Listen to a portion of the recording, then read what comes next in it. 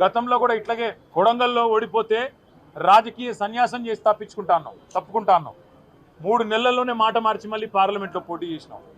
అట్లాగే హైదరాబాద్ జిహెచ్ఎంసీలో బీఆర్ఎస్ కనుక సొంతంగా గెలిస్తే నేను రాజకీయాలు సన్యాసం తీసుకుంటాను, అప్పుడు మాట తప్పినాం.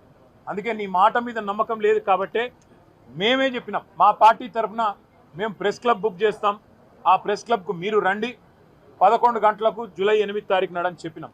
మీరు చెప్పినట్టుగానే కొడంగల్లో ఎక్కడో కాదు, ముఖ్యమంత్రి గారి సొంత నియోజకవర్గం కొడంగల్లో కూడా ఇంతవరకు రైతు బంధు పడని 670 మంది జాబితాతో సహా, రైతుల జాబితాతో సహా, వాళ్ళ పేర్లు, ఫోన్ నంబర్లు, వాళ్ళ ఇంటి అడ్రస్తో సహా మేము చర్చకు సిద్ధమై బయలుదేరిపోతా ఉన్నాం.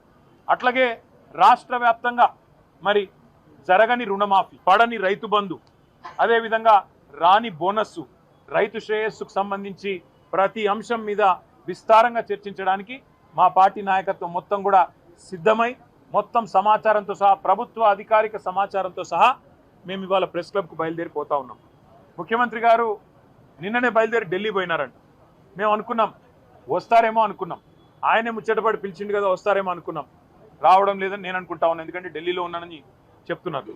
మరి వ్యవసాయ మంత్రి గారు వస్తారా, లేదా ఇంకెవరన్నా బాధ్యత గల మంత్రి గారు వస్తారా, లేక ఉప ముఖ్యమంత్రి గారు వస్తారా మాకు తెలియదు. ఎందుకంటే ముఖ్యమంత్రి గారు స్వయంగా విసిరిన సవాల్ కాబట్టి తప్పకుండా వారి ప్రభుత్వం నుంచి ఎవరైనా ఒక బాధ్యత గల వ్యక్తి వస్తారని నేను అనుకుంటా ఉన్నా. మేము పోతాము, అక్కడ ఎదురు చూస్తాం.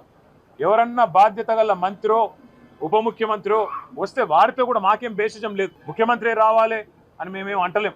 ముఖ్యమంత్రి గారి తరఫున ఒక మంత్రి వచ్చినా వారితో చర్చించడానికి మేము సిద్ధంగా ఉన్నాం.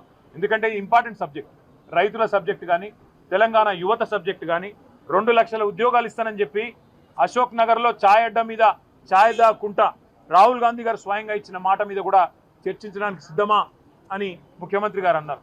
దాని గురించి కూడా మేము సిద్ధమే. అందుకే ఇవాళ మేమందరం కూడా కదిలి ప్రెస్ క్లబ్కి పోతా ఉన్నాం.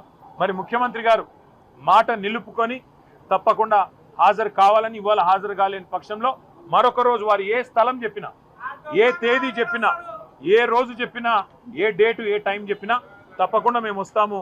మా పార్టీ తరఫున మళ్ళొకసారి వారి సవాల్ను స్వీకరిస్తూ, వారికి విజ్ఞప్తి చేస్తూ, చర్చలో తప్పకుండా ఎవరైనా మంత్రి గారు వస్తే వారికి కూడా ముఖ్యమంత్రి గారికి చెప్పాలనుకున్న అన్ని విషయాలు, రాష్ట్రంలో రైతులకు జరుగుతున్న మోసాలు, రాష్ట్రంలో రైతులకు చేస్తున్న అన్యాయం మీద వివరించి చెప్పడానికి మేము సిద్ధంగా ఉన్నామని మళ్ళొకసారి తెలియజేస్తాం.